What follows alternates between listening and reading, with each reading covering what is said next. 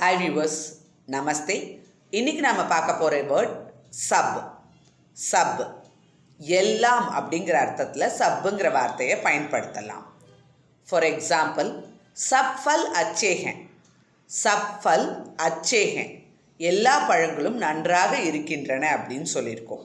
இந்த இடத்துல தமிழில் பார்த்தீங்க அப்படின்னா எல்லாங்கிற வார்த்தை வரும்போது பழங்களும் அப்படின்னு சொல்கிறோம். இந்த இடத்துல வர்ற உம்முக்கு பீங்கிற வார்த்தையை ஹிந்தியில் பயன்படுத்துவோமா அப்படின்னு கேட்டால் கிடையாது. ஸோ ஹிந்தியில் சப் வரும்போது சப் மட்டும்தான் வரும், அது கூட பி சேர்க்குற வழக்கம் கிடையாது. ஆனால் தமிழில் சொல்லும் போது எல்லா பழங்களும் எல்லா காய்களும் அப்படின்னு எப்போ எல்லான்ற வார்த்தையை நம்ம பயன்படுத்தினாலும் உம்மு சேர்ந்து வரும். இது தமிழோட வழக்கம், ஆனால் ஹிந்தியில் அது கிடையாது.